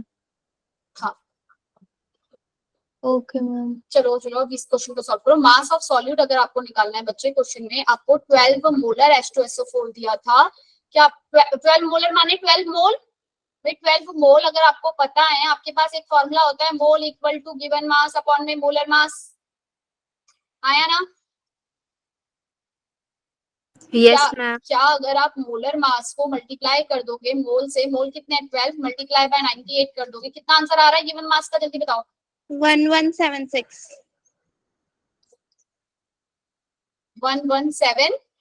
1176 है भाई? Yes, ma'am. इतना बड़ा आंसर आ रहा है? चलो हाँ, क्योंकि हमने क्वेश्चन हाइपोथेटिकली लिया था ना, मतलब अच्छा ऐसे ही उठा के लिया था, तो आ सकता है 1176 आपका आंसर आ गया। तो मास ऑफ सॉल्वेंट तो बहुत कम हो गया ना। सपोज ये 1.2 मोलर ही होता तो आपका 1176 आता आंसर, 117.6 आता। तो जो मास ऑफ सॉल्वेंट निकलता, ये 1200 में से माइनस कर देते, आपका मास ऑफ सॉल्वेंट आ जाता। आपके पास नंबर ऑफ मोल थे ही, नंबर ऑफ मोल अपॉन में मास ऑफ सॉल्वेंट करते तो आंसर आ जाता। क्लियर है ये बात? ठीक है। यस जब मैम। क्वेश्चन आएगा इस तरीके का कि मोलैरिटी गिवन होगी, मोलैरिटी निकालना होगा, तो देखना। अभी आपके बुक का क्वेश्चन करवा देते हैं। एक क्वेश्चन है आपका वेल्डिंग फ्यूल वाला, जल्दी जल्दी देखते हैं। वेल्डिंग फ्यूल, एक बार मैंने पहले भी लिखा था ये क्वेश्चन, अब तुम इधर उधर की बातें करके ये रह गया। वेल्डिंग फ्यूल गैस कंटेन है ही बुक एक्सरसाइज में, किसी ने किया? कार्बन एंड हाइड्रोजन ओनली, एक वेल्डिंग फ्यूल है, उसके पास सिर्फ कार्बन है और हाइड्रोजन है, ठीक है। बर्निंग अ स्मॉल सैंपल, ये क्वेश्चन तो बहुत बड़ा है और ये मैं बहुत दिन से पूछ रही हूँ, तुमने किया या नहीं किया? किया वंदना इस क्वेश्चन को? हाँ, No, ma'am. वेल्डिंग फ्यूल माने आपका कोई भी फ्यूल है ऐसा जिसमें कार्बन और हाइड्रोजन मिला हुआ है। अब मुझसे कार्बन और हाइड्रोजन का जो इंपेरिकल फॉर्मूला है ना, या मॉलिक्यूलर फॉर्मूला, इंपेरिकल फॉर्मूला, मास वगैरह पूछ रहा है, उसने कुछ चीजें मुझे गिवन दी है क्वेश्चन में। Burning a small sample of it, अपनी बुक निकाल लो भाई जिसके पास भी है क्वेश्चन ध्यान से देखने के लिए। इन ऑक्सीजन गिव 3.38 ग्राम CO2 दे रहा है वो, ठीक है, और 0.690 ग्राम वाटर निकल रहा है। कोई कुछ बोल रहा है? मैम पेज नंबर बच्चे बैक एक्सरसाइज में जो भी आपका बुक है उसकी बैक एक्सरसाइज का 1.34 question number. Carbon dioxide, water and no other product, और दूसरा कोई प्रोडक्ट नहीं है। A volume of 10 litre measure, 10 litre measure करा है इसने। Welding gas is found to B,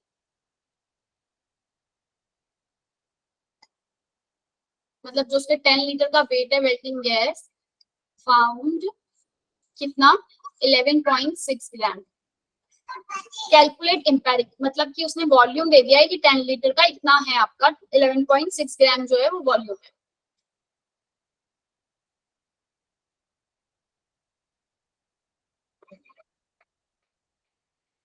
क्या भाई क्वेश्चन दिख रहा है सामने स्क्रीन पे पूरा? Yes ma'am. एक बात मुझे बताओ, कार्बन डाइऑक्साइड के 44 ग्राम कार्बन डाइऑक्साइड में कितने ग्राम कार्बन होता है प्रेजेंट? 44 ग्राम कार्बन डाइऑक्साइड में कितना ग्राम कार्बन प्रेजेंट है? 12 ग्राम। 12 ग्राम। Very good. कितने ग्राम प्रेजेंट है आपका? 12 ग्राम। हाँ, तो आपके जो ये क्वेश्चन में क्या दिया है, 3.38 कार्बन डाइऑक्साइड में कितने ग्राम कार्बन प्रेजेंट होगा?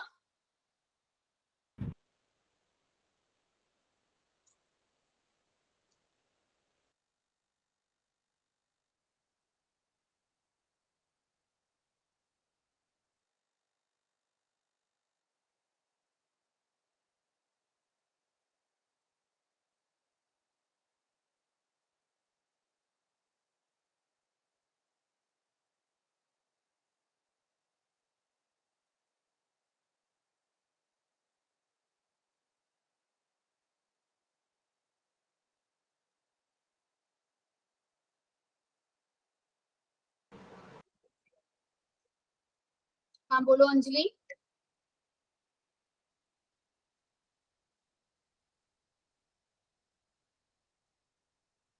बिल्कुल, नयनसी ने आंसर दे दिया। क्या नयनसी का आंसर ठीक है भाई? 0.92 ग्राम कार्बन होगा ना 3.38 ग्राम कार्बन डाइऑक्साइड में। अब जरा सॉल्यूशन बता रही हूँ मैं, क्वेश्चन को ऊपर ही रखते हैं, आंसर देखो क्या है आपका। कार्बन डाइऑक्साइड के 44 ग्राम कार्बन डाइऑक्साइड में कार्बन जो है वो 12 ग्राम होगा। 3.38 ग्राम में कितने ग्राम कार्बन होगा, निकाल लोगे? हाँ ना बता दो बस, मुझे ये समझ में आई ना बात जो मैंने बोली अभी कि 44। Yes ma'am. हाँ बिल्कुल ठीक। तो ये 0.92 ग्राम आपका क्या होगा, इसके अंदर कार्बन प्रेजेंट होगा कार्बन डाइऑक्साइड के अंदर। ऐसे ही सेम हाइड्रोजन के लिए भी निकाल लो। H2O के 18 ग्राम में कितना हाइड्रोजन प्रेजेंट है? 2 ग्राम। और क्वेश्चन में कितना गिवन था वो? 0.690। 0.690 अगर वाटर निकल रहा है तो हाइड्रोजन कितना होगा? कितना आया आंसर? कौन बता रहा है भाई? प्रियंका, हाइड्रोजन का बताओ क्या आंसर आएगा? हाइड्रोजन कितना प्रेजेंट होगा आपका? प्रियंका, H2O 18 ग्राम। कृषि समझ में आ रहा है मैं क्या बोल रही हूँ? 18 ग्राम में हाइड्रोजन 2 ग्राम है। 2 हाइड्रोजन है ना, एक हाइड्रोजन का 1 ग्राम होता है, तो 2 हाइड्रोजन है, 2 ग्राम हाइड्रोजन है 18 ग्राम में। वाटर की मॉलिक्यूल निकले हैं आपके 0.690 ग्राम। तो 6.690 ग्राम में आपके पास हाइड्रोजन कितना वैल्यू आएगी? किसी ने किया सॉल्व? बिल्कुल सही, बिल्कुल नयनसी। मैं आवाज आ रही, अरे नहीं प्रियंका तुम्हारी आवाज नहीं आ रही। 0.07. प्रियंका का माइक खराब हो रहा है। प्रियंका ये ऑनलाइन क्लासेस हम लोगों की माइक वाइक खराब करवा देती है ना। 0.077 ग्राम आपका हाइड्रोजन आ गया। भाई किसी को इंपेरिकल फॉर्मूला निकालने की अगर बात याद हो अभी तक, उसके अंदर एक परसेंटेज होती थी, कार्बन की कितनी परसेंटेज है ना, फिर हम उस परसेंटेज को उसके एटॉमिक मास से डिवाइड करते थे, याद है? क्या मुझे बता सकते हो आप इस पूरे के अंदर कार्बन की परसेंटेज कितनी है? पूरे उसमें कार्बन और हाइड्रोजन था, टोटल नंबर कार्बन और हाइड्रोजन के टोटल नंबर मोल जो ग्राम है वो टोटल कितना प्रेजेंट है? कार्बन और हाइड्रोजन को प्लस कर दे तो एक तो 0.077 प्लस ऊपर वाले का कितना आया था 0.92, इन दोनों को प्लस करें तो टोटल कितना आंसर आ रहा है?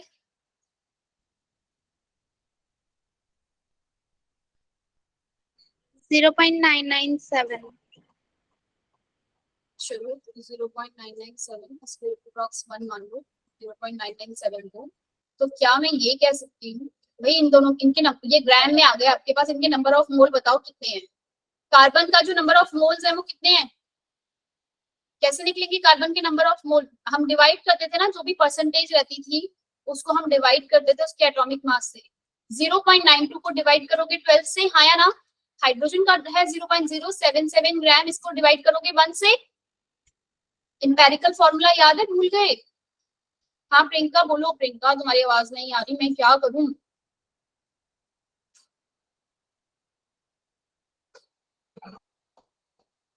कितना आंसर आया दोनों को डिवाइड किया आपने तो? अरे ये 92.30 आ जाएगा आपका। पहले इसकी परसेंटेज निकालो। कितना आंसर बताया था भाई आपने? कार्बन की परसेंटेज मुझे निकालनी हो तो मैं क्या करूंगी? 0.92 डिवाइड में 0.92 प्लस 0.077। बात समझ में आई मैंने क्या किया? ये परसेंटेज निकाला कार्बन का, कितनी आई? इक्वल टू में कितना आया भाई? 92.30 परसेंटेज। सॉल्व कर लेना। ऐसे ही मैंने हाइड्रोजन की परसेंटेज निकाली, कितनी आई? 0.077 था, 0.92 डिवाइड प्लस 0.077 मल्टीप्लाई बाय 100। आपके पास जो हाइड्रोजन की परसेंटेज आई है वो आई है 7.70। कोई है जिसे ये चीज समझ ना आई हो क्या किया है? प्रियंका को समझ नहीं आया? प्रियंका, हाँ तमन्ना तुम ही बता सकती हो, अंजलि तुम भी बता सकती हो। मैम समझ में नहीं आया है। हाँ मुझसे पूछो क्या क्या समझ नहीं आया है, तभी तो तुम्हें बोला है माइक बंद कर। ऐसे मुझे एक बात बताओ कि ये चीज समझ नहीं आई, या तो तुम्हें इंपेरिकल फॉर्मूला कैसे निकालते थे वो आती है। इंपेरिकल फॉर्मूला में हम पहले कार्बन की जो परसेंटेज गिवन होती थी हमें क्वेश्चन में, उसको डिवाइड करते थे ना उसके एटॉमिक मास से। बोलो अंजलि, याद आया? Yes ma'am. इंपेरिकल फॉर्मूला जब हमने क्वेश्चन किए होंगे तो हम क्या करते थे, जो कार्बन, जैसे हमें कार्बन की परसेंटेज गिवन होती थी, हाइड्रोजन की गिवन होती थी, तो मैं उसको डिवाइड कर देती थी क्या? उसके एटॉमिक मास से। यहाँ पे मुझे कार्बन और हाइड्रोजन की ना परसेंटेज गिवन थी, कुछ भी गिवन नहीं था। कार्बन डाइऑक्साइड का मास गिवन था कि इतना मास प्रोड्यूस हुआ, हाइड्रोजन वाटर का मास गिवन था कि इतना प्रोड्यूस हुआ। तो पहले तो मैंने क्या निकाला? हाइड्रोजन कितने ग्राम है मेरे पास और कार्बन कितने ग्राम है ये निकाला। बात समझ में आई? Yes ma'am. कार्बन का ग्राम कितना प्रेजेंट है, हाइड्रोजन का ग्राम कितना है मेरे पास, वो मैंने निकाला, कैलकुलेट करा। बच्चे मेरे पास परसेंटेज अभी भी नहीं है। परसेंटेज निकालने के लिए मैं क्या करूंगी? कार्बन का जितना मास प्रेजेंट है और अपॉन में टोटल कितना है डिवाइड। बात समझ में आई? परसेंटेज कैसे निकालते हैं? Yes ma'am. क्लियर हुआ? परसेंटेज मुझे निकालनी है अगर कार्बन की, मतलब कि mass of carbon, mass of carbon और टोटल, टोटल उसके अंदर, टोटल आपके पास कार्बन और हाइड्रोजन का टोटल मास कितना है, क्योंकि उसके अंदर कोई तीसरा नहीं है, सिर्फ टोटल कार्बन और हाइड्रोजन का टोटल कितना है। तो 0.92 प्लस 0.77 मैंने करा। क्लियर है? अब अंजलि क्लियर है भाई? यस मैम, क्लियर हो गया। हाँ, अब आप परसेंटेज निकाल रहे हो, तो मैंने इन दोनों को प्लस करके ना मेरा अप्रोक्सीमेटली इक्वल टू 1 ही आ रहा था, है ना? तो Yes, आपका आंसर है ये 92.30, ये 7.70 आया, आपके पास कार्बन की परसेंटेज आ गई। तो अब आप एम्पिरिकल फॉर्मूला सेम जो आपके पहले क्वेश्चंस में करते थे वैसे ही बन गया ये क्वेश्चन। कैसे निकालोगे एम्पिरिकल फॉर्मूला? आपके पास कार्बन की क्या है, परसेंटेज है। पहला स्टेप क्या था, उसको डिवाइड करना उसके एटॉमिक मास से। जो भी परसेंटेज गिवन होती थी ना, परसेंटेज कार्बन की जो भी कोई परसेंटेज गिवन है उसको आपने उसके एटॉमिक मास से डिवाइड किया, यानी कि आपने डिवाइड किया 92.30 को किससे? और ये 12 से। आंसर क्या आएगा? 0.076। अरे वाह, डिवाइड भी कर दिया। Yes ma'am. 7.7 आ रहा है, देखना जरा, यही आएगा 12 7 84। ऐसी आपने No, ma'am. हाइड्रोजन मैम, मैंने वो पहले वाले से कर दिया था। हाइड्रोजन की परसेंटेज निकाली और इसको डिवाइड किया 1 से, आंसर आया 7.7। ठीक है, अब आपको क्या था, एक दूसरा स्टेप क्या था, अगर याद हो किसी को तो कोई बताएगा दूसरा स्टेप क्या था? कि इन दोनों में से जो छोटा हो छोटा उसको दोनों से डिवाइड कर देते हैं। Very very good. अपन दोनों ही इक्वल हैं तो आंसर क्या आ जाएगा? 1:1 1:1 आया ना? Yes, ma'am. 1:1 आ गया आपका। तो यानी कि इसका जो इंपेरिकल फॉर्मूला है बच्चे, इंपेरिकल फॉर्मूला मेरे पास क्या निकल कर आ गया है? CH। क्लियर है ये बात सबको? बोलो भाई, क्लियर है? अब क्वेश्चन में एक चीज देखो क्या गिवन थी। अब मुझे एक और चीज निकाल, ये बताओ, ये समझ नहीं आया कि इंपेरिकल फॉर्मूला CH कैसे आया? मैम आ गया। इंपेरिकल फॉर्मूला निकालने का फॉर्मूला ये था भाई, डिवाइड करने। क्लास है, चलो इस क्वेश्चन को खत्म करके करते हैं। अगला ये जो 1.35 है और 1.36 है, इसको पक्का अपने आप करना, तुम कर पाओगे। इसमें स्टेशियोमेट्रिक वाला ही कट लगाना है। ठीक है, ठीक है भाई, ये एक्सरसाइज का 1.35 और 1.36, नहीं तो फिर अगली बार कभी रिवीजन और उसमें करवा देंगे, लेकिन एक बार अपने आप ही करके देखना, चीजें पक्की करते जाओ साथ के साथ। इंपेरिकल फॉर्मूला आ गया बच्चे, मुझे निकालना है मॉलिक्यूलर फॉर्मूला और मोलर मास भी निकालना है। मॉलिक्यूलर फॉर्मूला और निकालना है मोलर मास। अगर मेरे पास मोलर मास होता तो मैं मॉलिक्यूलर फॉर्मूला इजीली निकाल सकती थी। आपको एक फॉर्मूला या पहले मोलर मास निकाल देती हूँ। इसका मोलर मास निकालने के लिए बच्चे मुझसे बोला है उसने कि 10 लीटर जो है ना उसका वॉल्यूम, 10 लीटर वॉल्यूम में उसका जो वेट है वो क्या है? 11.6 ग्राम है। क्या आपको ये पता है 22.4 लीटर में आपका जो मोलर मास होता है वो होता है? ये बताया था मैंने नंबर ऑफ मोल जब हम कैलकुलेट करना सीख रहे थे। 20.4 लीटर माने 1, मतलब जितना भी ग्राम उसका जो भी रहेगा वो।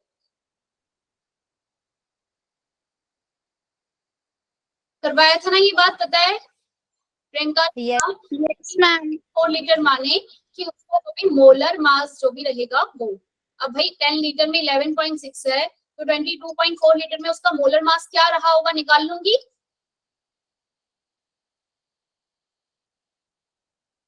कितना आंसर आ रहा है जल्दी बताओ फटाफट से। जल्दी जल्दी कोई आंसर कर दोगे फटाफट, मल्टीप्लाई कर देगा कोई फटाफट से मेरे लिए। 26 ग्राम। चलो 26 ग्राम मोलर मास आ गया। अगर आपके पास मोलर मास होता है, मोलर मास 26.2. इंपेरिकल मास कितना आया था? Molar mass is 26, empirical mass 30। Carbon CH आया था ना empirical formula, Yes, ma'am. CH। तो इसका मास क्या होगा? 12 + 1 13। इसको डिवाइड किया तो मेरे पास आ गया 2, यानी कि उसका मॉलिक्यूलर फॉर्मूला क्या रहा होगा? C2H2। आई बात समझ में? क्वेश्चन पूरा समझ में आया ये वाला? ना समझ में आया तो इसकी रिकॉर्डिंग देखना, इस क्वेश्चन को अपने हाथों से एक बार खुद सॉल्व करके देख लेना। ठीक है, आज की क्लास बिल्कुल ये पीछे से आ गया आपके पास तुरंत। आप इसके क्वेश्चन जो है खुद सॉल्व करके देखना और 1.35 और 1.2 कर लेना। मैंने क्या, ओके मैम। अरे क्या बातें कर रहे हैं दोनों के दोनों आपस में। चलो bye bye everyone, recording off करते हैं, आप ज्वाइन करते हैं। Bye bye bye. Bye, ma'am.